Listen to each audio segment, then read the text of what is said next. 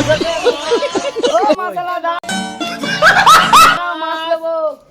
কি মাছ লে ভাই? এই মাছ নেবো, এই মাছ। এই মাছ? হ্যাঁ। দাঁড়াও। কত করে কিলো? এই 100 টাকা কেজি। 500 দাম। 500 নিবি? হ্যাঁ। কায়দা বললি আমি।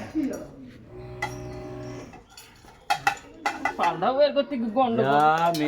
আরে নতুন ব্যবসাদার তো একটু এরকম একটু 500 এই তো 500। এই যে 500।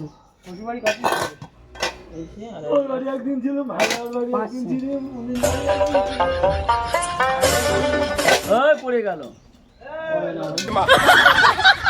আরে নতুন একটু এরকম একটু ও আতুল দেও নতুন কর আগে।